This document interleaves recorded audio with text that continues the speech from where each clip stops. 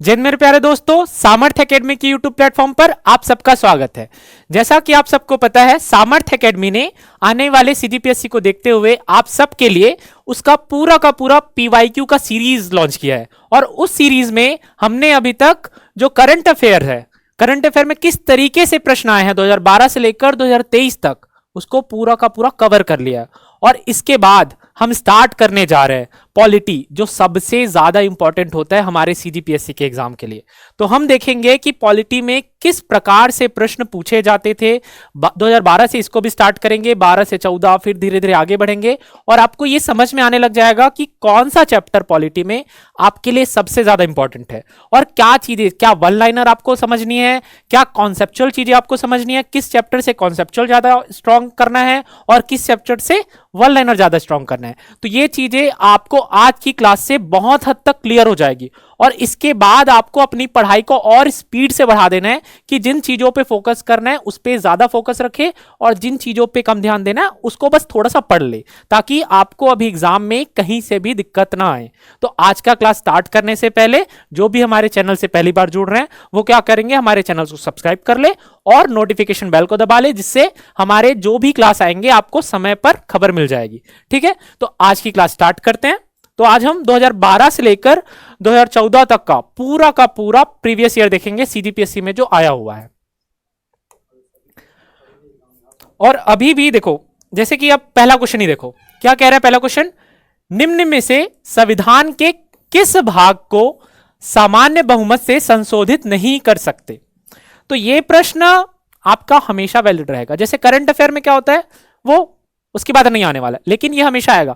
तो इससे पहले आपको समझना पड़ेगा कि कॉन्स्टिट्यूशनल अमेंडमेंट क्या होता है। ठीक है, तो हम देख लेते हैं कॉन्स्टिट्यूशनल अमेंडमेंट या संविधान संशोधन।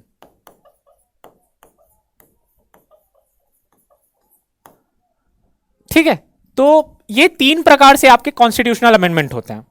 पहला है आपका जो सामान्य बहुमत से पारित होता है, दूसरा है आपका विशेष बहुमत से जो पारित होता है, और तीसरा विशेष बहुमत के साथ आपको लगता है आधे राज्यों का स्वीकृति। तो आप इसको क्या बोल सकते हो, सिंपल मेजोरिटी,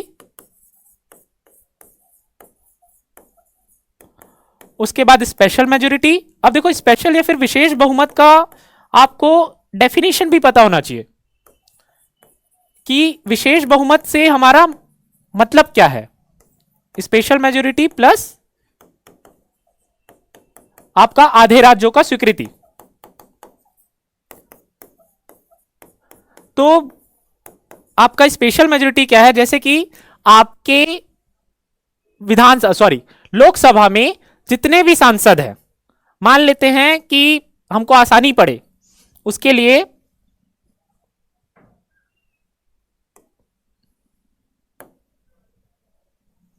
मान लो कि 300 सांसद है आपके लोकसभा में और हमको क्या चाहिए, 2/3 बहुमत चाहिए किसी भी बिल को पारित करने के लिए, और किसी भी दिन 2/3 लोग प्रेजेंट है, तो आपका बहुमत क्या हो जाएगा, 200 हो जाएगा।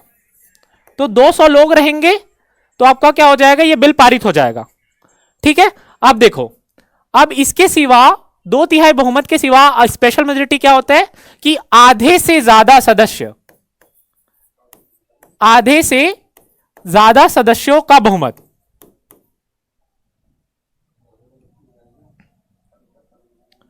आधे से ज्यादा सदस्यों का बहुमत। ठीक है, तो आधे से ज्यादा सदस्य क्या हो गए आपके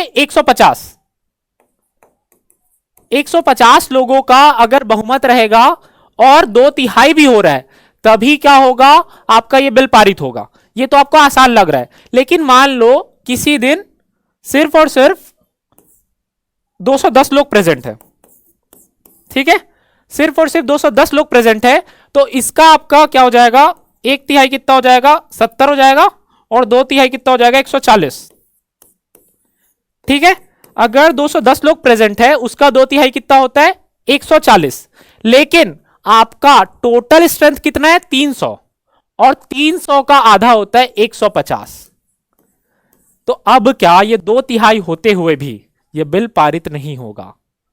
तो हमेशा इस बात को ध्यान रखो दो तिहाई बोलने से सिर्फ ये नहीं हो जाता, जितने प्रेजेंट है उसका दो तिहाई तो है ही, और वो आधे से ज्यादा सदस्यों का भी बहुमत होना चाहिए जो टोटल आपके हैं, चाहे वो सीट खाली हो या ना हो, है ना, भरे हो या खाली, उससे मतलब नहीं। अगर सांसद में 300 सदस्य है तो आपका उसका आधा भी होना ही चाहिए। ठीक है, तो ये कॉन्सेप्ट समझ में आ गया। तो देखो, तो इसमें क्या हो गया आपका, special majority, simple majority, special majority और आधा स्टेट का आपको सैंक्शन चाहिए। तो इसको अच्छे समझ लो। जो नॉर्मल सब्जेक्ट्स हैं जैसे कि कोरम हो गया, ठीक है, मतलब कोरम का मतलब क्या होता है कि आपको संसद चलने के लिए कितने लोगों की आवश्यकता है, उतने लोग बैठक में रहेंगे तभी आपका संसद चल सकता है, तो वो कोरम हो गया। दूसरा हो गया सिटीजनशिप, मतलब आपका नागरिकता से जुड़ा हुआ जो भी चीज रहेगा वो किस में आएगा, आप सिंपल मेजोरिटी से कर सकते हो। जैसे सीएई वाला बिल आया तो वो नॉर्मल अमेंडमेंट से हो जाएगा, और जैसे कि किसी को नागरिकता देनी है, किसी से नागरिकता छीननी है, तो वो किससे हो जाएगा, सिंपल मेजोरिटी, सामान्य बहुमत से हो जाएगा। उसके बाद आप देखो, कोई नया स्टेट बनाना है, नया राज्य बनाना है, कोई नया राज्य बनाना है तो उसके लिए भी आप सिंपल मेजोरिटी से हो जाएगा, संविधान संशोधन की जरूरत नहीं पड़ेगी। तो ये जो छोटी छोटी चीजें, जो सिंपल सिंपल चीजें आपकी है ना, जैसे डिलिमिटेशन हो गया, डिलिमिटेशन हो गया, ये भी क्या हो जाएगा आपका, सिंपल मेजोरिटी से आ जाएगा। और ये आपका जैसे कॉन्स्टिट्यूशनल अमेंडमेंट आता है आपका आर्टिकल 368, तो ये जो चीज है ना वो आपकी आर्टिकल 368 के अंदर नहीं आएगी। ये सिंपल सा आपने बिल पेश किया और हो गया पास। ये दोनों चीज, स्पेशल मेजोरिटी और स्पेशल मेजोरिटी हाफ स्टेट वाला, ये आएगा आपका आर्टिकल 368 के अंदर। ये कंफ्यूजन अक्सर लोगों को होता है कि क्या हो गया, नया राज्य बना, उसके लिए बिल पेश हुआ, तो क्या वो आर्टिकल 368 के अंदर आ रहा है, नहीं, वो आर्टिकल 368 के अंदर नहीं आएगा। इस बात को आपको दिमाग में डाल लेना है। ठीक है, अब स्पेशल मेजोरिटीज में क्या आएगा, सिर्फ फंडामेंटल राइट और डीपीएसपी। ठीक है, मतलब आपके जो फंडामेंटल राइट्स हैं और डीपीएसपी है, यही दो चीज आपके इसमें आएंगे। और जो तीसरा है, तीसरे में क्या आएगा, ऐसी चीजें जो राज्य और केंद्र दोनों को इफेक्ट करती है, दोनों का इंटरेस्ट को वो आपको इफेक्ट कर रही है। कि जैसे कि ऐसा कुछ बिल आ गया, प्रेसिडेंट से रिलेटेड बिल आ गया, तो प्रेसिडेंट क्या है, पूरा देश का प्रेसिडेंट है, और प्रेसिडेंट का इलेक्शन भी कौन कर रहा है, राज्य भी मिलकर कर रहे हैं और केंद्र भी मिलकर कर रहे हैं, तो वो क्या है, दोनों के हितों के साथ जुड़ा हुआ है। जैसे कोई हाई कोर्ट या सुप्रीम कोर्ट के जजेस की बात हो रही है, तो राज्य के मामले भी हाई कोर्ट और सुप्रीम कोर्ट में जा रहे हैं, केंद्र के मामले भी जा रहे हैं। तो इसलिए क्या हो जाता है, इस टाइप की चीजें जो फेडरल स्ट्रक्चर से जुड़ी हुई है, उन चीजों को हम रखेंगे तीसरे वाले लिस्ट में। ठीक है, जिसमें आधे स्टेट का भी आपको क्या चाहिए होता है, बहुमत चाहिए होता है। तो जैसे अभी वन नेशन वन इलेक्शन आया है, तो इसमें क्या चाहिए आपको, आधे स्टेट का भी बहुमत चाहिए। तो अभी क्या हुआ है, अभी हाल में ये अपडेट देख लो कि अभी लोकसभा से तो पारित हो गया, लेकिन अभी जेपीसी में भेजे जाने का बात हुआ है। ठीक है, आगे देखेंगे कि अगर उस पर क्या चीजें और हो सकती है वो हम देख लेंगे। जैसे अब इस पे दो तीन चीजें लिख लो। एक तो हो जाएगा आपका सबसे पहले इलेक्शन ऑफ प्रेसिडेंट, है ना, राष्ट्रपति का चुनाव। दूसरा हो जाएगा आपका, जैसे कौन सा एक फेडरल स्ट्रक्चर को आता है आपका, जीएसटी, है ना, जीएसटी आपको केंद्र को भी अफेक्ट कर रही है और राज्य को भी अफेक्ट कर रही है, तो जीएसटी भी इसके अंदर आ जाएगा। तीसरी चीज जैसे देख लो, मैंने बोला था ना, सुप्रीम कोर्ट और हाई कोर्ट, इनके जजेस को अपॉइंट करना है, या फिर इसमें सुप्रीम कोर्ट और हाई कोर्ट में कुछ भी चेंजेस करने हैं, तो वो किसके अंदर आ जाएगा आपका, यही आर्टिकल 368 और तीसरा उसके कैटेगरी। और आर्टिकल 368 भी स्वयं इसके अंदर आएगा। तो ये चीज आपको दिमाग में रखनी, पूछा जा सकता है कि कितनी कैटेगरीज होती है कॉन्स्टिट्यूशनल अमेंडमेंट में, तो ये आपका बेसिक हो गया। तो देख लो अब इसका आंसर क्या हो जाएगा, नया राज्य बनाना। तो हमने क्या देखा था, नया राज्य बनाना क्या है, किसी भी प्रकार से संविधान संशोधन नहीं है, वो नॉर्मल है ना। यहां पे क्या पूछा हुआ है, सामान्य बहुमत, सामान्य बहुमत, तो ये नॉर्मल है, ये आ जाएगा। और नहीं पूछा हुआ है ना, राष्ट्रपति के निर्वाचन की प्रक्रिया, ये हमने देखा था, इसके लिए क्या चाहिए, विशेष बहुमत चाहिए प्लस आधे राज्यों की सहमति चाहिए, तो आंसर यही होना चाहिए। उसके बाद क्या है, संघ या राज्य की सरकारी भाषा, तो ये क्या है, ये भी आएगा आपका सामान्य बहुमत के अंदर। ये क्या सिंपल सी बात है कि हाँ, संघ राज्य में कौन सी भाषा होनी चाहिए, तो इसके लिए फेडरल स्ट्रक्चर आपका चेंज नहीं हो रहा है कुछ भी। संसद की न्यूनतम उपस्थिति, यही क्या है आपका, कोरम है। तो कोरम हमने देखा था क्या लगेगा, सिंपल मेजोरिटी यानी सामान्य बहुमत। तो आपका ये भी सामान्य बहुमत है, ये भी सामान्य बहुमत, ये भी सामान्य बहुमत। तो राष्ट्रपति का चुनाव ही आपका क्या लगेगा, विशेष बहुमत, आर्टिकल 368 के तहत ही वो संशोधन होगा। ठीक है, तो यहां तक हो गया। अगला सवाल देखते हैं। अगला क्या कह रहा है, एक व्यक्ति अपनी नागरिकता खो देगा यदि। कोई व्यक्ति अपनी नागरिकता कब खो सकता है, किस किस प्रकार से खो सकता है। तो नागरिकता से आप ये दिमाग रख लो, नागरिकता अगर बात आती है, आर्टिकल 5 से लेकर आर्टिकल 11 तक आपका क्या कवर करता है, नागरिकता कवर करता है। और वो किस में आएगा, भाग 2 में। लिख लो, सिटीजनशिप आपका क्या आ रहा है, भाग 2 है ना, अनुच्छेद 5 से 11। ठीक है, तो वह नागरिकता की स्वेच्छा से परित्याग कर दे। ठीक है, यह भी हमारे यहां प्रोविजन है कि आप चाहो कि मुझे भारत का नागरिक नहीं रहना तो आप त्याग कर सकते हो, ठीक है, कोई दिक्कत नहीं है।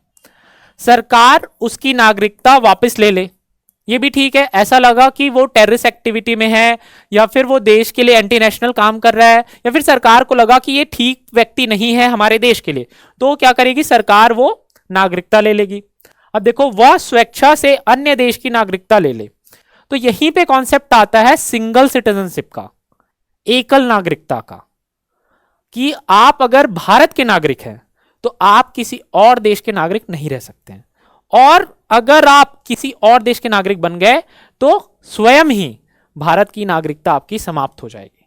तो ये भी आपका यहां पे है कि इस तरीके से भी आपकी क्या है, नागरिकता जा सकती है। तो क्या आएगा, तीनों ऑप्शन आएगा कि अगर स्वेच्छा से परित्याग कर दे, या फिर आपकी सरकार वापस ले ले, या फिर आप किसी और देश की नागरिकता ग्रहण कर ले। तो क्या आ जाएगा, उपरोक्त सभी, ऑल ऑफ दी अबव। ठीक है, अगला सवाल, भारत के राष्ट्रपति अपना त्याग पत्र किसे सौंपते हैं। किसे सौंपते हैं, बेसिकली सिंपल सा है, किसको सौंपेंगे, उपराष्ट्रपति को। ठीक है, उपराष्ट्रपति को भारत के राष्ट्रपति अपना त्यागपत्र सौंपते हैं। तो हम प्रेसिडेंट के चैप्टर में और डिटेल से देखेंगे कि राष्ट्रपति की क्या कर्तव्य है, किस तरीके से पूरी चीजें रहती है। बाकी अभी ये देख लो। अगला सवाल, भारत के उपराष्ट्रपति के निर्वाचन से संबंधित विवाद को कौन तय करता है या करते हैं। ठीक है, तो जो भी विवाद होते हैं, चाहे वो प्रेसिडेंट का हो या वाइस प्रेसिडेंट का हो, तो लिख लो यहां पे राष्ट्रपति या उपराष्ट्रपति। ये किसके पास जाएगा, ये जाएगा सुप्रीम कोर्ट के पास। ठीक है, ये जाना है आपके सुप्रीम कोर्ट के पास। लेकिन यहीं पे अगर प्रधानमंत्री की बात हो या स्पीकर की बात हो, ये किसके पास जाएगा, आपके हाई कोर्ट के पास जाएगा। ठीक है, और अगर बात हो कि आपकी एमपीज की बात हो, तो ये जाएगा आपका प्रेसिडेंट के पास। और प्रेसिडेंट किससे पूछेगा, किससे सलाह लेगा, इलेक्शन कमीशन से सलाह लेगा। ठीक है, अभी देखो ये क्या है, निर्वाचन संबंधित में अगर एमपीज का हो रहा है, जो हमारे सांसद महोदय हैं उनका कुछ हो रहा है, तब ये होगा। लेकिन अगर वो लोग क्या कर रहे हैं, एक पार्टी से दूसरी पार्टी में जा रहे हैं, दल बदल चल रहा है, तब कौन डिसाइड करेगा, आपका उस सदन का सभापति डिसाइड करेगा। ठीक है, कि किस तरीके से क्या ये लागू हो रहा है या नहीं लागू हो रहा है, किस तरीके से चीजें, क्योंकि सदन की बात जो भी है, सदन में उसने पत्र दिया है नहीं दिया है, वो सारी चीजें आपकी मैटर कर जाएगी। ठीक है, अगला सवाल देखो, तो इसका क्या आंसर आ जाएगा, राष्ट्रपति। राज्यपाल राज्य के विधानसभा को संबोधित करेंगे संबंधी प्रावधान भारत के संविधान के किस अनुच्छेद में है। तो यहां से आपको यह भी दिमाग में रखना है कि आपको कुछ कुछ इंपॉर्टेंट चैप्टर के अनुच्छेद भी याद रखने हैं। जब हम इस पूरे पीवाईक्यू 2023 तक कंप्लीट कर लेंगे, तो मैं आपको कुछ चैप्टर्स के लिस्ट दूंगा कि उन चैप्टर के आपको सब अनुच्छेद जो है वो मुंह जुबानी याद होने चाहिए। जैसे कि ये कौन सा चैप्टर है आपका, राज्य के मंडल का चैप्टर है, तो ये आपको याद होना चाहिए, संसद याद होना चाहिए, प्रेसिडेंट याद होना चाहिए आपको, फिर हाई कोर्ट याद होना चाहिए, सुप्रीम कोर्ट याद होना चाहिए, स्टार्टिंग के जो फंडामेंटल राइट्स है वो याद होने चाहिए। तो इस तरह की कुछ कुछ चीजें जो आपको दिमाग में होनी चाहिए। तो आपका ये कौन सा आर्टिकल है, 176 आर्टिकल जो है वो बताता है आपके राज्यपाल जो है राज्य के विधानसभा को संबोधित कर सकता है। ठीक है, यहीं पे देख लेते हैं आर्टिकल 172 क्या कहता है, कि जो राज्य विधानमंडल का ड्यूरेशन क्या होगा, किस तरीके से ड्यूरेशन होगा, जो अवधि क्या होगी, वो आपका 172 बताता है। 182 वहां पे क्या बताता है कि राज्य का जो आपका स्टेट लेजिस्लेटिव काउंसिल है ना, वो काउंसिल जो है उसका अध्यक्ष और उपाध्यक्ष के रोल के बारे में बताएगा कि हाँ ठीक है, अध्यक्ष है तो ये इसका रोल है, उपाध्यक्ष है तो ये इसका रोल है, ये पूरा कौन सा बताएगा, 182 बताएगा। और 183 वहीं पे क्या बताएगा, जो राज्य विधानमंडल है वो उसके अध्यक्ष उपाध्यक्ष को किस तरीके से हटाया जा सकता है और उनके हटाने से क्या होगा, ये सारा डिस्क्रिप्शन किस पे होगा, 183 में होगा। उसके बाद 187 में आपका क्या होगा, राज्य के जो विधानमंडल है, विधानसभा है, उसके सचिवालयों के बारे में बात है। जैसे कि संसद का भी होता है स्टेट सेक्रेटरीट, उसी तरीके से आपका विधानसभा में भी सेक्रेटरीट होता है, तो उसके बारे में जिक्र कौन करता है, आर्टिकल 187। ठीक है, तो आपको पूरा का पूरा थोड़ा थोड़ा देख लेना है, जिससे आपके दिमाग में बैठ जाएगा कि ये आर्टिकल ये पूछता है, क्योंकि आपके एग्जाम में पूछा गया है। हमको लगता है कि ये तो वन लाइनर है, हम सिर्फ कॉन्सेप्ट पढ़ लेंगे, लेकिन ऐसा नहीं है, कॉन्सेप्ट के साथ आपको आर्टिकल भी रटा होना चाहिए। अगला सवाल देखो, भारतीय संविधान की 10वीं अनुसूची किससे संबंधित है, किससे संबंधित है, यह है दल बदल कानून से संबंधित। ठीक है, अब ये दल बदल कानून से जो संबंधित है, ये कौन सा आपका संविधान संशोधन से ऐड किया गया है, ये ऐड किया गया है आपके 52वें संविधान संशोधन से। ठीक है, 52nd कॉन्स्टिट्यूशनल अमेंडमेंट से। तो ये क्या है, ये बार बार पूछा जाता है, क्योंकि आया राम गया राम आपने सुना होगा, लगातार जो लोग हैं इधर से उधर, जैसे अभी महाराष्ट्र का केस है, महाराष्ट्र में क्या हुआ कि कुछ पार्टियां टूटी, तो वहां पे दल बदल कानून क्यों नहीं लगा, क्योंकि 2/3 से ज्यादा विधायक जो है एक साइड से दूसरे साइड स्विच हुए। जब 2/3 से ज्यादा विधायक एक साइड से दूसरे साइड जाते हैं या सांसद जाते हैं, तब ये दल बदल का कानून नहीं लगता है। लेकिन अगर 10 किसी के विधायक है और 2 विधायक किसी तरफ चले जाए, तो आपका दल बदल का कानून लग जाता है। तो पहले क्या हो गया था कि बहुत ज्यादा ही लोग इधर से उधर जा रहे थे, इसलिए ये संविधान संशोधन लाया गया, 52वां संविधान संशोधन अमेंडमेंट एक्ट, जिससे कि आपका दल बदल को रोका जा सके। लेकिन ये अभी भी इनइफेक्टिव है इन चीजों को रोकने के लिए। अगला सवाल देखो, लोक लेखा समिति अपनी रिपोर्ट किसे सौंपती है। ठीक है, पब्लिक अकाउंट कमिटी, ये बहुत ही ज्यादा इंपॉर्टेंट कमिटी है, इसके बारे में हम डिटेल में देख लेते हैं। पब्लिक अकाउंट कमिटी,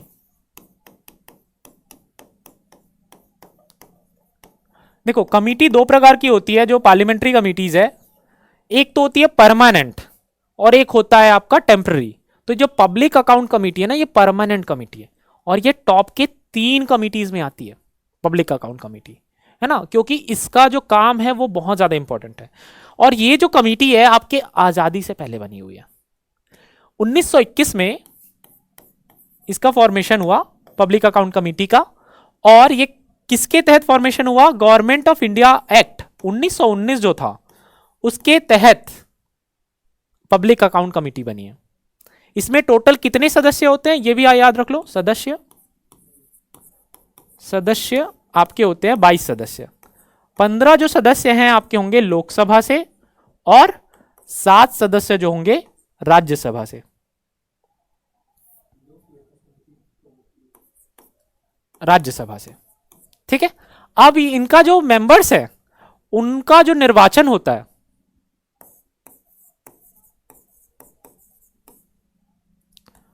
जो आप इलेक्ट करके लाते हैं, तो हर साल होता है, एवरी ईयर।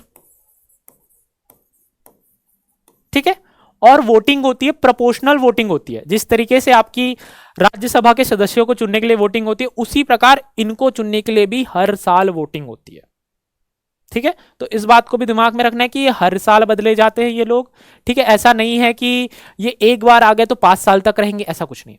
ठीक है, और जो इसमें जो मेंबर्स है ना, इसमें मंत्री मेंबर होते ही नहीं है। ठीक है, और जो मिनिस्टर्स है और इसका जो अध्यक्ष है, इनके मेंबर में से ही स्पीकर अध्यक्ष चुनता है। जो स्पीकर है आपका लोकसभा अध्यक्ष जो है, वो आपका क्या चुनेगा, इसका चेयरमैन। इसके बाद इस पे इसका मेन काम क्या है? इसका मेन काम क्या है? जो महालेखा परीक्षक है, महालेखा परीक्षक मतलब हमारा सीएजी, आप मुझे कमेंट सेक्शन में बताओ कि अभी सीएजी कौन बना है। ठीक है, करंट अफेयर में हमने पढ़ा हुआ है, पीवाईक्यू में पूछा हुआ है, तो ये आपको जानना जरूरी है। तो इसका काम क्या है? महालेखा परीक्षक जो है वो 3 ठो रिपोर्ट देता है। महालेखा परीक्षक कौन से आर्टिकल में आएगा? 148। ठीक है, तो ये 3 रिपोर्ट देता है महालेखा परीक्षक।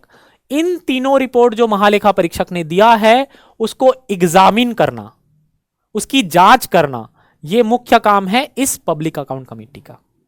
अब वो 3 रिपोर्ट क्या है ये देखो। विनियोग रिपोर्ट, विनियोग खातों पर आपका ऑडिट रिपोर्ट, ऑडिट रिपोर्ट। ठीक है, एक तो हो गया आपका विनियोग खातों पर ऑडिट रिपोर्ट। ठीक है, अब वित्त लेखा पर जो आपका फाइनेंशियल पूरा का पूरा लेखा जोखा है उस पर रिपोर्ट, वित्त लेखा पर ऑडिट रिपोर्ट।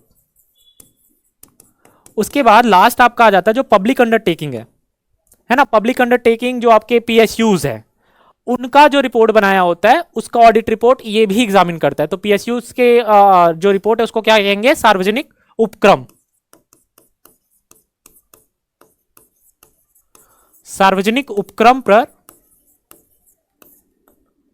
Audit report.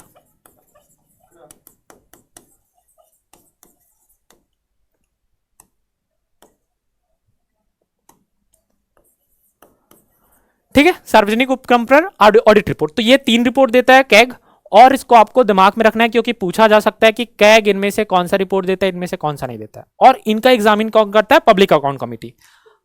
अब देखो लोक लेखा समिति, अब इसका जो चेयरमैन है ना 1968 तक क्या कर रहे थे कि जो रूलिंग पार्टी है उसका जो सदस्य होता था वो इसका चेयरमैन बनता था। लेकिन उसके बाद ये किसी नियम में नहीं है, ये क्या भाईचारा है समझ लो हमारा, कि ठीक है आप भी रख लो, आप रूल नहीं कर रहे हो, लेकिन इससे क्या होता है? चेक्स एंड बैलेंसेस बने रहते हैं कि कोई ऑपोजिशन मेंबर यहां पे 1968 के बाद कोई ऑपोजिशन का मेंबर यहां पे चेयरमैन बन रहा है, तो उससे क्या होगा कि जो भी एग्जामिन हो रहा है वो सही से भी हो पाएगा। क्या हो सकता है कि रूलिंग पार्टी किसी चीज को दबाने की कोशिश करे, लेकिन अगर ऑपोजिशन में बैठा है तो उसको तो विरोध करना है, तो चीजें दोनों के सही पे आएगी। तो ये चीज आपको दिमाग में रखना है। तो ये आपका पूरा का पूरा हो गया लोक लेखा समिति का कंक्लूजन। अब अगला देखो, सवाल पे हमने आंसर लगा लिया था नहीं। तो ये लोक लेखा समिति अपनी रिपोर्ट किसे सौंपता है? ये रिपोर्ट सौंपेगा लोकसभा के अध्यक्ष को। ठीक है, लोकसभा के अध्यक्ष को ये रिपोर्ट सौंपने वाला है। भारतीय संविधान के अंतर्गत मूल अधिकारों का संरक्षक कौन है? क्या इसका आंसर मिलेगा मुझे? क्योंकि यह सवाल ही गलत है। ठीक है, संरक्षा किस चीज की जाती है आपके? अच्छा, यहां पे क्या है, दोनों क्वेश्चन पे हिंदी में अलग है और इंग्लिश में अलग है, तो इसलिए यह सवाल क्या हुआ था? डिलीट हुआ था। यहां पे क्या लिखा हो गया है? Fundamental duties. तो फंडामेंटल ड्यूटीज का कोई संरक्षक नहीं होता है। किसी चीज की आपके अधिकारों का संरक्षण होगा, लेकिन आपकी ड्यूटीज का संरक्षण नहीं हो सकता। तो अधिकारों का संरक्षण कौन करेगा? यहां पे कौन करेगा? न्यायपालिका। क्या बोलते हैं? Supreme court is guardian of constitution. तो फंडामेंटल राइट का भी गार्जियन कौन है? Supreme court. इसलिए क्या होता है कि जब भी हमारे अधिकारों का हनन होता है तो हम कहां जा सकते हैं? न्यायपालिका में जा सकते हैं कि ये हमारा आर्टिकल 19 के तहत, आर्टिकल 21 के तहत हमारा ये वाले राइट्स हमको नहीं मिल रहे हैं, तो हम सुप्रीम कोर्ट का दरवाजा खटखटाते हैं, हम हाई कोर्ट का दरवाजा खटखटाते हैं, और सुप्रीम कोर्ट और हाई कोर्ट की ये ड्यूटी बनती है कि हमारी बात सुनी जाए। ठीक है, और इसी के लिए पूरा का पूरा आर्टिकल 32 बना हुआ है। अगला देखते हैं, निम्न में से कौन राज्यसभा का सदस्य होते हुए भी लोकसभा की कार्रवाई में भाग ले सकता है? अगेन बहुत ही सिंपल क्वेश्चन है। अगर मुझे नहीं आता, मान लो मैं नहीं जान रहा हूं, कुछ भी नहीं जान रहा हूं, फिर भी देखते हैं कैसे आंसर आ सकता है। राज्यसभा का मनोनीत सदस्य जो क्षेत्र विशेषज्ञ हो, ठीक है। राज्यसभा के उपसभापति, मंत्री जो राज्यसभा का सदस्य हो, राज्यसभा के सदन का नेता। अब देखो इसमें कुछ नहीं करना है, आपको याद नहीं करना है, कुछ नहीं करना है, ये दिमाग लगाओ। मंत्री जो है, मंत्री को जवाब जो है दोनों सदनों में देना पड़ता है। हो सकता है कि लोकसभा, मंत्री जो है लोकसभा का मेंबर हो, लेकिन किसी राज्यसभा के सदस्य ने सवाल पूछा हो, तब क्या होगा? मंत्री को तो वहां जाके जवाब देना पड़ेगा ना। ऐसा तो नहीं है कि लोकसभा में जवाब दे दिए। तो इसलिए क्या होता है, आपके जो मंत्री हैं, जो भी मिनिस्टर्स हैं, वो इर्रेस्पेक्टिव ऑफ आपके लोकसभा में चुने जा रहे हैं या राज्यसभा में चुने जा रहे हैं, वो दोनों ही सदनों में बैठने का अधिकार रखते हैं। ठीक है, अगला सवाल देखो।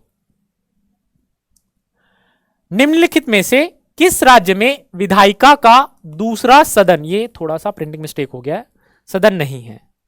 ठीक है, तो यहां पे बात हो रही है कि लेजिस्लेटिव काउंसिल कहां पर नहीं है और कहां पर है। तो पहले जब जम्मू एंड कश्मीर का स्टेट था, तब हमारे यहां टोटल 7 ऐसे प्रदेश थे जहां पर जो विधान परिषद था वो था, लेकिन अभी आपके पास 6 ऐसे स्टेट है। इसको याद करने का तरीका भी बहुत आसान है।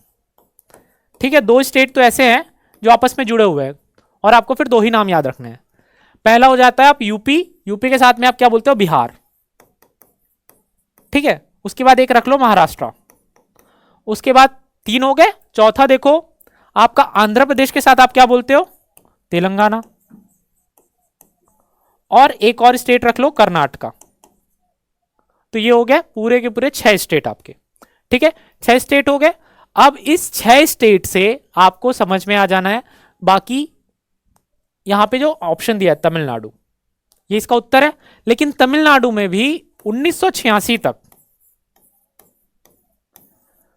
क्या था, दूसरा सदन था। इवन आपका जो आंध्र प्रदेश है उसने बार बार स्विच किया है। पहले बोला कि मेरे पास विधान परिषद होना चाहिए, उसके बाद फिर इसने विधान परिषद को बॉयकॉट कर दिया था। फिर 2005 में वापसी की, किसने, आंध्र प्रदेश ने, कि हमारे पास विधान परिषद होना चाहिए, दूसरा सदन होना चाहिए। ठीक है, तो दूसरा सदन अभी आंध्र प्रदेश के पास है। तो आंध्र प्रदेश के पास एक पास था, फिर नहीं था, फिर है। लेकिन तमिलनाडु के पास पहले आपका क्या था, आपका विधान परिषद था, लेकिन अब नहीं है। ऐसे ही और कौन से राज्य हैं, एक है वेस्ट बंगाल और दूसरा है पंजाब, इनके पास भी सदन का दूसरा सदन था आपका, लेकिन अब नहीं है। तो ये क्या हो रहा है, बार बार सदन आ रहा है, बार बार सदन जा रहा है। आखिर ये किस अनुच्छेद से हो रहा है? ये हो रहा है आपके अनुच्छेद, किधर लिखे, इधर लिख देते हैं, 169 से। ठीक है, ये अधिकार क्या देता है, ये क्या अधिकार दे रहा है आपका, राज्यों के विधान परिषद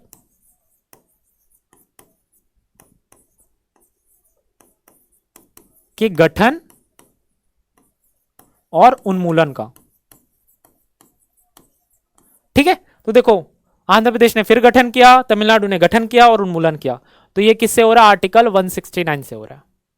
आर्टिकल 169 में इसी का प्रोविजन है और इसका इस्तेमाल हमारे राज्यों ने, देश के राज्यों ने बखूबी किया हुआ है। ठीक है, अगला सवाल देखो। भारत का प्रधानमंत्री होता है, अब देखो यहां पे ये क्या है, कंफ्यूजन वाला क्वेश्चन है। जब भी ऐसे क्वेश्चन आए तो इस पे थोड़ा सा समय लेना चाहिए आपको, क्योंकि जब आप किसी भी ऑप्शन को पढ़ोगे ना, लगे ये भी सही है, ये भी सही है, ये भी सही है। देखो निर्वाचित, आपको लगेगा कि मोदी जी तो वाराणसी से निर्वाचित हुए हैं, तो यही सही है क्या? लेकिन फिर सोचो, मोदी जी वाराणसी से एज अ सांसद निर्वाचित हुए हैं, लेकिन क्या एज अ प्रधानमंत्री निर्वाचित हुए? नहीं। तो फिर ये गलत हो जाएगा। अब आ जाएगा चयनित या सेलेक्टेड। क्या किसी ने उनको ऐसे सेलेक्ट करके बिठा दिया है? बिल्कुल नहीं। ऐसे जैसे कि अब बीजेपी ने मोदी जी को अपना लीडर चुन लिया, तो क्या मोदी जी प्रधानमंत्री बन जाएंगे? नहीं बनेंगे। सिर्फ उनके चुनने से नहीं होता है। मनोनीत, नॉमिनेट कर दिया जाए किसी राज्यसभा के जो मनोनीत सदस्य है, क्या उनको ऐसे नॉमिनेट कर दिया जाए कि आप हमारे प्रधानमंत्री हैं, हो जाएगा? नहीं होगा। अब ये क्या होता है? नियुक्त। तो ये है सही। क्यों सही है? देखो आपका क्या होगा, सबसे पहले आपकी जो जैसे करंट प्रधानमंत्री की बात करते हैं, मोदी जी कहां से? अभी वाराणसी से सांसद है। उसके बाद क्या होगा, जब लोकसभा का इलेक्शन हुआ उसके बाद अभी बीजेपी को 240 सीटें आई है, तो उनके पास बहुमत नहीं था, तो एनडीए की बहुमत है। तो एनडीए के बीजेपी की सबसे पहले स्वयं की बैठक हुई, उसमें नेता सदन चुने गए, नेता दल के नेता कौन चुने गए? मोदी जी चुने गए।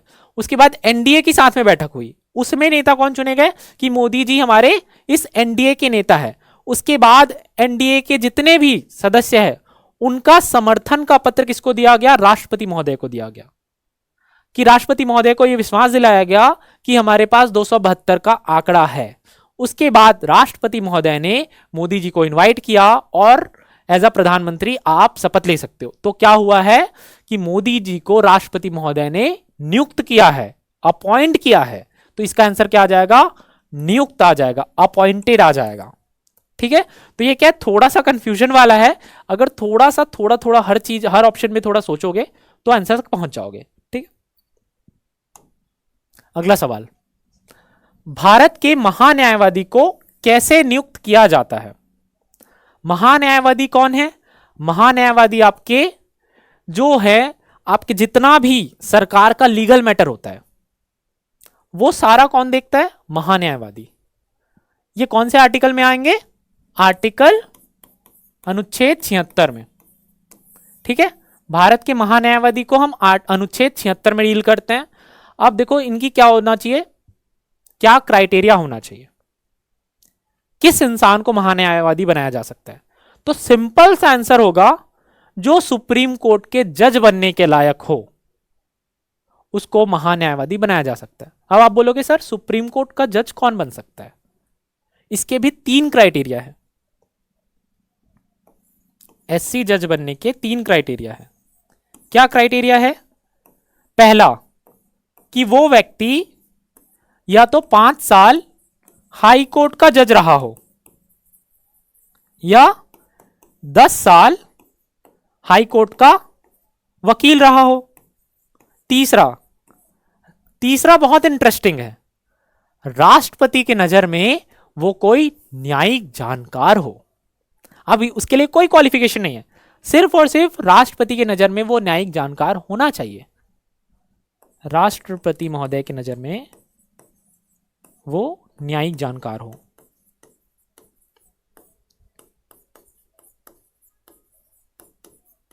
ठीक है, तो शुरुआत के 2 तो ठीक है, लेकिन तीसरे वाले चीज का फायदा उठा के कुछ भी किया जा सकता है, किसी को भी अपॉइंट किया जा सकता है। तो ये बेसिकली अपॉइंटमेंट कौन देता है? राष्ट्रपति देते हैं विथ कंसल्टेशन विथ कैबिनेट। जो भी काउंसिल ऑफ मिनिस्टर्स है, जो मंत्रिमंडल है, उनके सहमति से राष्ट्रपति महोदय किसको अपॉइंट करते हैं? आपके अटॉर्नी जनरल को, महान्यायवादी को। ठीक है, तो संसद की सिफारिश से राष्ट्रपति द्वारा नहीं, मुख्य न्यायाधीश द्वारा नहीं, लोकसभा अध्यक्ष द्वारा नहीं, संसद द्वारा नहीं, राष्ट्रपति द्वारा। और अगर स्पेसिफिक कहा जाए तो राष्ट्रपति द्वारा किसके सहमति सिफारिश से? आपके काउंसिल ऑफ मिनिस्टर की सिफारिश से। ठीक है, अब बात आती है इनका रेजिग्नेशन किसको देते हैं या रिमूवल कैसे हो सकता है? तो ये बेसिक है, नॉर्मल है। नॉर्मल सा अगर सरकार कहे कि अब हम दूसरा महान्यायवादी रखना चाह रहे हैं तो इनका नॉर्मल रिमूवल हो जाता है। ऐसा कोई एज पर संविधान में कुछ भी प्रोविजन नहीं है कि इनको कैसे रिमूव किया जा सकता है, या फिर इनका कोई मैक्सिमम एज का क्राइटेरिया नहीं है। जैसे होता है ना कि कैग का 6 साल हो सकता है या फिर 65 साल तक मैक्सिमम एज, तो इनका ऐसा कोई भी क्राइटेरिया नहीं है। इनका सिंपल सा है कि जिस दिन तक, जब तक राष्ट्रपति के मर्जी है ना, राष्ट्रपति की मर्जी, जब तक राष्ट्रपति का प्लेजर होगा तब तक वो रहेंगे। यानी सीधी बात है, कैबिनेट की बात है। अगला सवाल देखो, निम्नलिखित में से किस आधार के कारण नागरिकता की विचार अभिव्यक्ति की स्वतंत्रता पर प्रतिबंधित नहीं लगाया जा सकता? है ना, किस चीज पर किसी नागरिक के जो आपके फ्रीडम ऑफ एक्सप्रेशन है उसको नहीं रोका जा सकता है। कि कौन सी ऐसी क्राइटेरिया है, ठीक है, ये कहना चाह रहा है क्वेश्चन। तो भारत की संप्रभुता, अगर कोई व्यक्ति भारत के संप्रभुता के खिलाफ बोल रहा है तो बिल्कुल उसको बंद करवाना ही पड़ेगा, ठीक है। आप फ्रीडम ऑफ एक्सप्रेशन के नाम पे भारत के खिलाफ बात नहीं कर सकते हो, ठीक है। तो ये आंसर तो नहीं होगा। दूसरा आपका क्या आ जाएगा, पब्लिक ऑर्डर, लोक व्यवस्था। तो ऐसा बोलते हैं ना, हेट स्पीच क्या है कि आपके बोलने से किसी जगह दंगे हो जाए, विवाद खड़ा हो जाए, तो वैसा भी फ्रीडम ऑफ एक्सप्रेशन नहीं होना चाहिए। तो ये भी क्या हो जाएगा, इसका ये भी अलाउड है, इससे भी आप बंद कर सकते हैं। दूसरा, न्यायपालिका का अपमान, तो ये क्या हो जाता है, कंटेम्प्ट ऑफ कोर्ट, ठीक है। तो इस पे तो जो कोर्ट है वो तो समन ही जारी कर देती है, तो ये भी अलाउड नहीं है, कंटेम्प्ट ऑफ कोर्ट करना भी अलाउड नहीं है। उसके बाद अवांछनीय आलोचना, तो ये अलाउड है, ठीक है, कि आप करंट गवर्नमेंट जो है उसकी निंदा कर सकते हो कि इकोनॉमिक पॉलिसी अच्छी नहीं है इस सरकार की, ये सरकार रेलवे की इंफ्रास्ट्रक्चर पर ध्यान नहीं दे रही है, ये सरकार बेरोजगारों पर ध्यान नहीं दे रही है।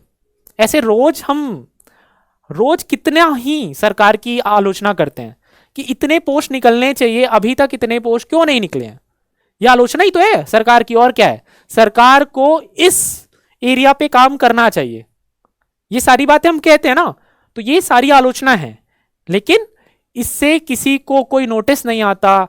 सरकार, किसी का फेसबुक बैन नहीं होता, किसी का यूट्यूब बैन नहीं होता, क्योंकि ये नॉर्मल आलोचना आप कर सकते हो, ये आपका अधिकार है फ्रीडम ऑफ एक्सप्रेशन के तहत, ठीक है। तो क्या हो जाएगा, अवांछनीय आलोचना को नहीं रोका जा सकता, या अनबिकमिंग क्रिटिसिज्म। अगला सवाल, निम्नलिखित में से भारत में नागरिकता निर्धारण का विशिष्ट अधिकार किसे प्राप्त है। अभी हमने देखा जो सिंपल मेजोरिटी से आपका क्या था, नागरिकता था। तो नागरिकता अगर सामान्य बहुमत से है, तो सामान्य बहुमत किसके अधिकार क्षेत्र में था, केंद्र सरकार के अधिकार क्षेत्र में। क्योंकि अगर स्पेशल मेजोरिटी होता और आधे स्टेट के साथ होता तो फिर वो फेडरल स्ट्रक्चर पे आ जाता, है ना। तो यहां पर क्या आ जाएगा आपका, केंद्र सरकार, ठीक है। केंद्र सरकार का एक छत्र राज है आपके नागरिकता वाली बात पे, ठीक है। निम्नलिखित में से किसने भारतीय संविधान की प्रस्तावना को हमारे संप्रभु प्रजातांत्रिक गणतंत्र की जन्म कुंडली कहा है, या फिर the horoscope of our sovereign democratic republic, ठीक है। ये क्या है, लक्ष्मीकांत में दिया हुआ है प्रॉपरली, ठीक है। किसने प्रस्तावना को क्या कहा, ये सारे कमेंट्स लक्ष्मीकांत से सीधे उठा के पूछा हुआ है। तो ये किसने कहा है, के एम मुंशी जी ने, ठीक है, के एम मुंशी जी ने कहा है। तो ये ऐसे कुछ क्वेश्चंस आपको जो इंपॉर्टेंट चैप्टर्स है, लाइक फंडामेंटल राइट वाला चैप्टर हो गया, डीपीएसपी वाला चैप्टर हो गया, प्रियम्बल वाला चैप्टर हो गया, और फंडामेंटल ड्यूटीज का चैप्टर हो गया, ये सब जो चैप्टर्स है उनके पीछे देख लेना है कि किसने किस बारे में क्या कमेंट किया हुआ है। तो ये भी क्या पूछ लेता है, अगर मन किया तो ये भी पूछ लेगा कि आपके डीपीएसपी को किसने क्या बोला हुआ है। तो ये चीज आप थोड़ा सा ध्यान में रखना। अगला सवाल देखो, कलकत्ता में सुप्रीम कोर्ट भारतवर्ष में प्रथम बार किस अधिनियम द्वारा बनाई गई थी। तो किस अधिनियम द्वारा बनाई गई थी, रेगुलेटिंग एक्ट 1773, रेगुलेटिंग एक्ट 1773, ठीक है। बोलने में अक्सर क्या हो जाता है मेरे से 1973, बट चलो इस बार फाइनली 1773 आया, ठीक है। तो रेगुलेटिंग एक्ट 1773, ठीक है। अब ये उसके बाद जो है आपका अधिनियम कुछ कुछ देख लो, तो इनमें से कोई नहीं इसका आंसर आ जाएगा। 1909 का अधिनियम, इसको और क्या कहा जाता है, इसको कहा जाता है मॉर्ले मिंटो रिफॉर्म, ठीक है, मॉर्ले मिंटो रिफॉर्म कहा जाता है। ये क्यों फेमस है, ये फेमस है आपका पृथक निर्वाचन के लिए। और मॉर्ले मिंटो को पृथक निर्वाचन का जनक भी कहा जाता है, कम्युनल निर्वाचन का जनक कहा जाता है, क्योंकि इसमें क्या हुआ था, इसमें मुस्लिमों को अलग से निर्वाचन का अधिकार दे दिया गया था, पृथक निर्वाचन, ठीक है। उसके बाद आपका क्या, 1919 का अधिनियम, ये क्या आपका मॉन्टेग्यू चेम्सफोर्ड, ठीक है। यहां पे 2 सब्जेक्ट हो गए थे, ठीक है। तो ये चीज भी आपको दिमाग में रख लेनी है मोटा मोटा, कि 1919 क्यों फेमस है, 1909 क्यों फेमस है, कौन उस टाइम पे आपका सेक्रेटरी ऑफ स्टेट था, ये गवर्नर जनरल था, ये थोड़ी सी चीजें आपको याद रखनी है। तो ये मॉन्यूमेंटो से समझ में आ जाएगा, मॉन्टेग्यू चेम्सफोर्ड से समझ में आ जाएगा, ठीक है। उसके बाद क्या, 1858 का अधिनियम, ये वही अधिनियम था जिसमें ईस्ट इंडिया कंपनी को खत्म करके पूरा का पूरा सत्ता का हस्तांतरण आपका किसको दे दिया गया, ब्रिटिश क्राउन को दे दिया गया, यानी ब्रिटिश राज सत्ता को दे दिया गया। अब से क्या हो गया, अभी तक क्या था कि ईस्ट इंडिया कंपनी एक छोटी सी कंपनी भारत पर राज कर रही थी, लेकिन 1858 के बाद क्या हुआ कि पूरा ब्रिटिश क्राउन सीधे भारत को हैंडल करने लग गया। ये क्यों हुआ था, क्योंकि सन 1857 में भारत का प्रथम जो आजादी की लड़ाई थी वो लड़ा गया था, ठीक है। तो ये थोड़ा थोड़ा चीजों को दिमाग में रखना है। अगला सवाल देखो, संविधान में निम्नलिखित में से किस प्रावधान के अंतर्गत भारतीय संसद को नया राज्य बनाने का अधिकार है। अब देखो, ये जो अभी पिछला वाला क्वेश्चन था ना, अगर ये दोनों क्वेश्चन को स्विच कर दिया जाए, क्या होता है कई बार ना एग्जामिनर एक ही पेज से 2 क्वेश्चन पूछ लेता है। तो जो संविधान संशोधन 18वां था वो क्या था, आर्टिकल 3 में संशोधन किया। अब जब आप जानोगे आर्टिकल 3 क्या है, राज्य को बनाने, बिगाड़ने, उसको सीमा को परिवर्तित करने, उसका नाम को बदलना है, तो आप वो वाला आंसर भी बना लोगे, ये भी आंसर बना लोगे। तो इसका आंसर क्या है आपका, अनुच्छेद 3 क्या है, संसद द्वारा नए राज्यों का निर्माण, नाम, सीमा में परिवर्तन। तो जैसे हमारा जो छत्तीसगढ़ बना, कहां से बना है, एमपी से बना है। तो एमपी से छत्तीसगढ़ किस आर्टिकल के तहत बना, अगर पूछ लिया जाए तो आर्टिकल 3 के तहत बना है ये, है ना। मध्य प्रदेश से तोड़कर आपका छत्तीसगढ़ बनाया गया। अब देखो इस पे अब देख लेते हैं, पूछा हुआ अनुच्छेद 1, अनुच्छेद 1 जो है इस पे क्या बोलता है, India that is Bharat, India अर्थात भारत, ये क्या है, संघ है। तो अब ये देखो, ये ऐसा संघ नहीं है, इसको बोलते हैं India is union of state, लेकिन इस संघ को तोड़ नहीं सकते। आप राज्यों को तोड़ सकते हो लेकिन भारत को नहीं तोड़ सकते हो। It is union of destructible states but indestructible union, मतलब कि आप राज्य को तो तोड़ सकते हो लेकिन संघ को नहीं तोड़ सकते हो, ठीक है। तो ये हो गया। और देखो दूसरा अनुच्छेद क्या कहता है, नए राज्यों का प्रवेश। जैसे हम किसी और जो पहले विदेश भूमि थी वो हम अपने अंदर समाहित कर रहे हैं और उसको एक नया राज्य बना रहे हैं, वो किस में आएगी, अनुच्छेद 2 में आएगी, ठीक है। अब अनुच्छेद 4 क्या कहता है, अनुच्छेद 4 ये कहता है कि अनुच्छेद 2 और अनुच्छेद 3 में आपने कुछ भी किया है वो संविधान संशोधन के तहत नहीं आएगा। और हमने पहले ही देखा है ना पहले क्वेश्चन में कि संविधान संशोधन में नहीं आता है जो सामान्य बहुमत से पारित हो जाए। तो ये दोनों चीजें क्या होती है, सामान्य बहुमत से पारित हो जाती है, तो इसमें अनुच्छेद 368 का इस्तेमाल नहीं होता है। तो आर्टिकल 4 इसको क्लैरिफाई भी कर रहा है, ऐसा नहीं है कि हमने वहां पे देख लिया, यहां पे आर्टिकल 4 इसको पूरा क्लैरिफाई कर रहा है कि ये दोनों संविधान संशोधन नहीं है। और आर्टिकल 5 क्या है आपका, नागरिकता से रिलेटेड है। तो नागरिकता से रिलेटेड 5 से 11 है भाग 2 और ये भाग 1 था। आर्टिकल 1 से 4 जो है वो भाग 1 के तहत आता है, इसमें हम पूरा पढ़ते हैं। पहले आर्टिकल में हम पढ़ेंगे कि नाम क्या है, कौन से यूनियन का नाम क्या है, कौन से स्टेट का नाम क्या है, ये सारी चीजें हम पढ़ेंगे। उसमें ही पढ़ते हैं कि हाँ कौन कौन सी कमेटी बनी थी, फजल अली आयोग हो गया, ये सारी कमिटीज हम इसी के अंडर पढ़ते हैं, ठीक है। अगला सवाल देखो, लोकसभा में राज्यों के प्रतिनिधि को सुमेलित कीजिए, ठीक है।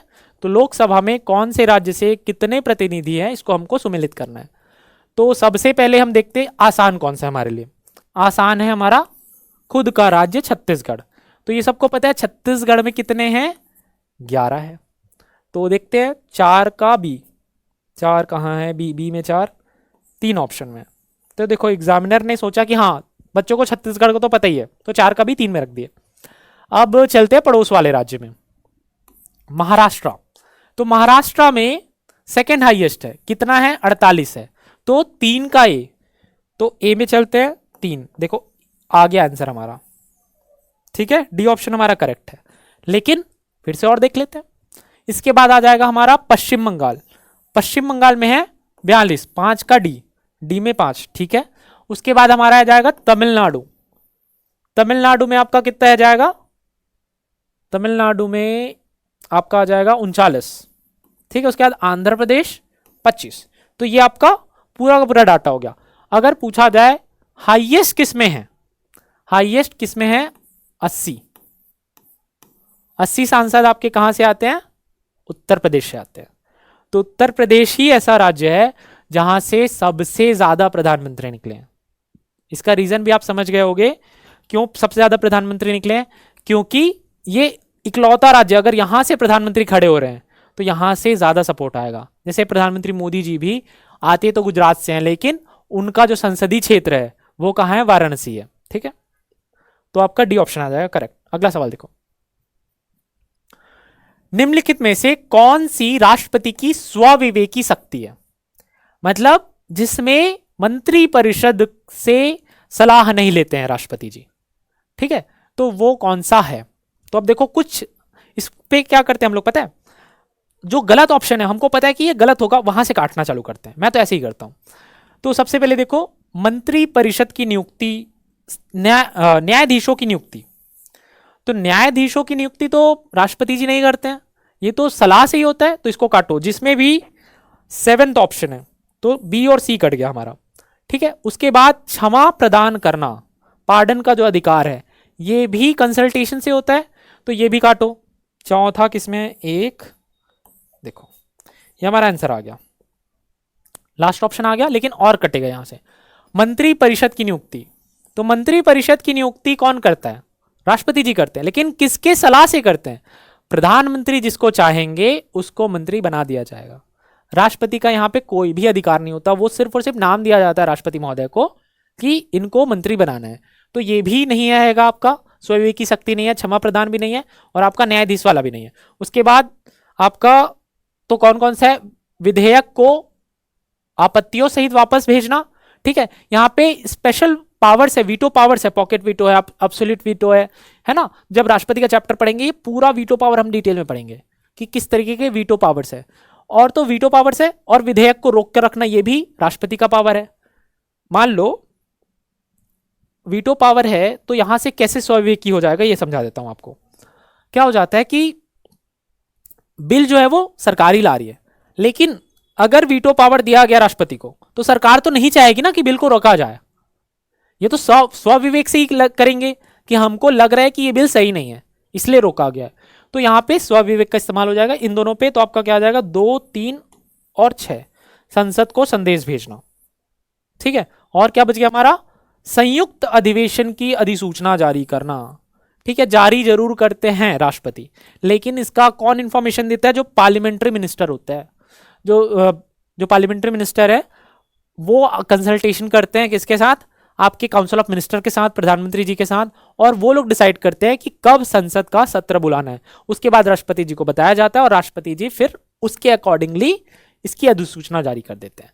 तो आपका आंसर क्या आ जाएगा, कौन कौन सा विवेक से होता है, एक तो होता है आपका जो विधेयक को आपत्तियों के साथ वापस भेजना, और विधेयक को रोक कर रखना, और हो जाता है संसद को संदेश भेजना। तो ये संसद को संदेश भेज सकते हैं राष्ट्रपति जी, ये संसद चल रहा है, उनको लगा कि कुछ टिप्स मुझे देने हैं, कुछ किसी विधेयक पर कुछ बात उनको रखनी है, तो वो रख सकते हैं। तो ये क्या है, स्वविवेक से, बाकी चीजें स्वविवेक से नहीं है। अगला सवाल देखो,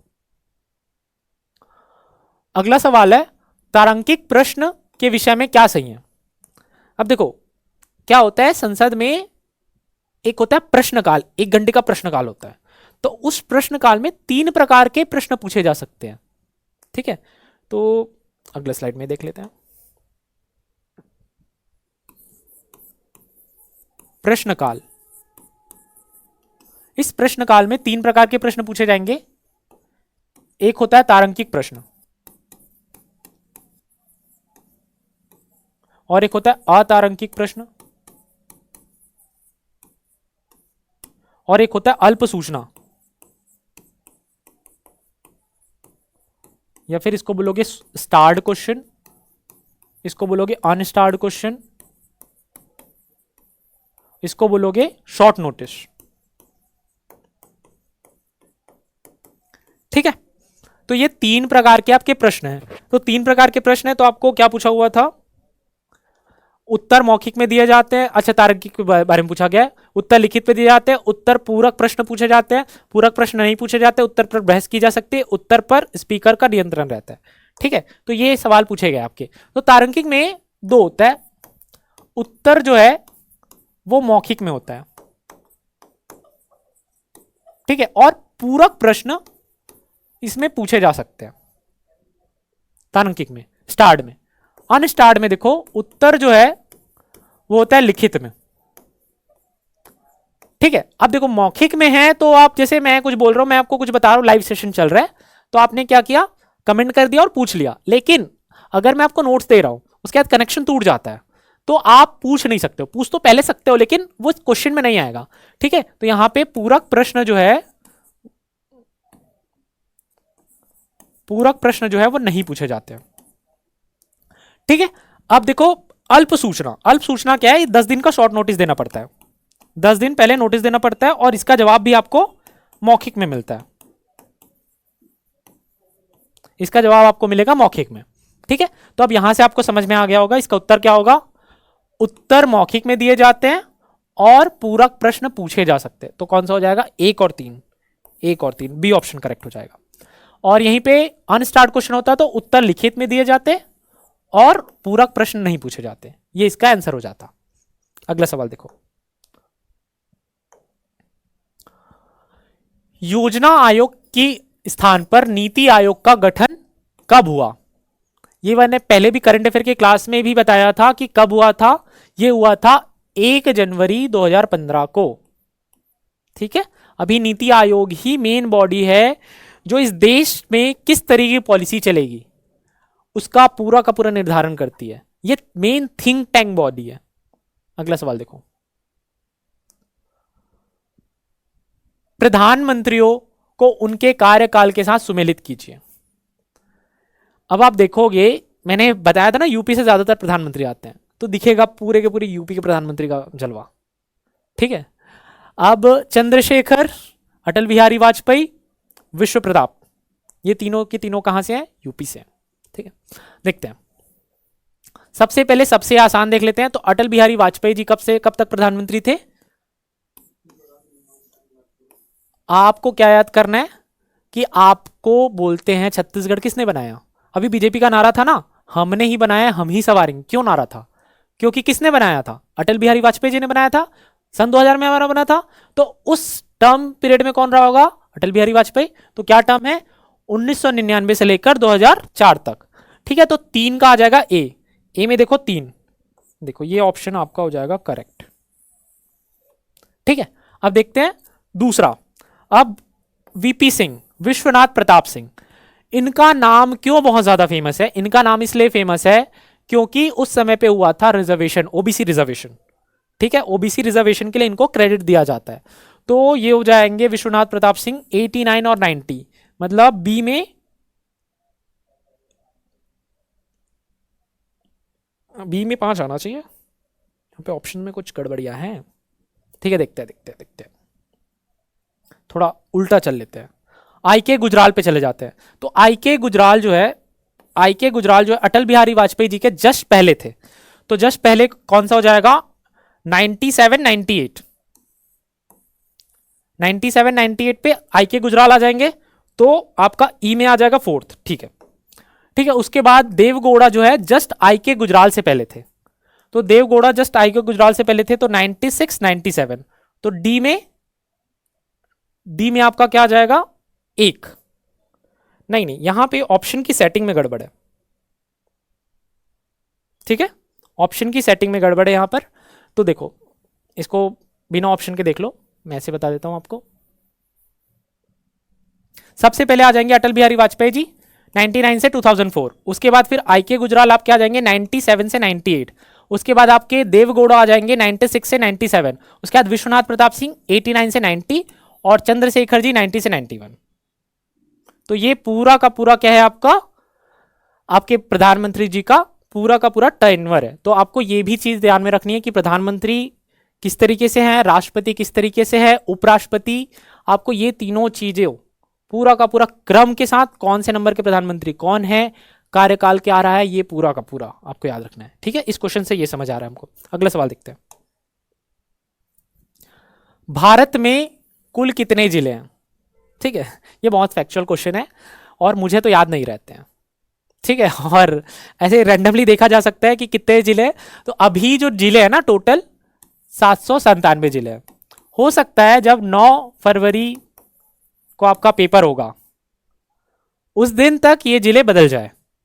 तो ऐसे क्वेश्चन क्या है, बहुत रैंडम होते हैं। इस पे कोई डेट, कट ऑफ डेट नहीं है ना कि इस दिन तक, कि आप एक ही दिन पहले पढ़ के जा रहे हो सकता है जिस दिन आपका आंसर किया आ रहा है उस दिन तक बदल जाए। तो ऐसे बहुत रैंडम क्वेश्चन होते हैं ये, क्योंकि बदलते रहते हैं, लगातार जिले बनते रहते हैं, हर एक स्टेट में बनते रहते हैं, यूनियन टेरिटरीज में बनते रहते हैं। तो ये थोड़ा सा इस तरह के क्वेश्चन पे आपको उतना लोड नहीं लेना है। ठीक है, अगला सवाल देखते हैं। हाँ, तो ये रहा हमारा पूरा का पूरा 2012 से लेकर 2014 तक का पूरा पॉलिटी का पीवाईक्यू।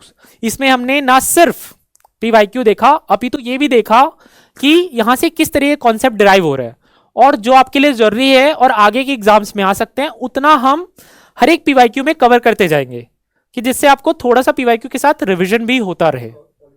ठीक है, और इसके बाद जैसे ये पीवाईक्यू खत्म हो जाएगा, इसी पॉलिटी के जो पीवाईक्यू के बेस थीम पे हम चैप्टर वाइज एमसीक्यू सीरीज भी लाएंगे और उस चैप्टर वाइज एमसीक्यू सीरीज के तहत हम आपका पूरा का पूरा कोर्स कंप्लीट कराने की कोशिश करेंगे। ठीक है, क्योंकि प्री का भी एग्जाम है 2 महीने में, तो अगर हम थ्योरी पोर्शन से स्टार्ट करेंगे तो वो बहुत टाइम लेगा और आपको भी रिवाइज करने में परेशानी होगी।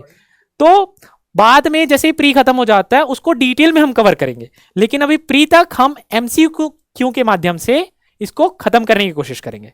ठीक है, तो आज की क्लास के लिए बस इतना ही। आपको अगर हमारा सेशन पसंद आ रहा है तो आप हमारे चैनल को सब्सक्राइब कीजिए, सेशन को लाइक कीजिए और आप कमेंट कीजिए अगर आपको कुछ भी दिक्कत आता है, और बेल आइकन को दबाना नहीं भूलना है, क्योंकि तभी आपको पता चलेगा कब हमारी कौन सी क्लासेस आ रही है। ठीक है, आज के लिए बस इतना ही। जय हिंद, वंदे मातरम।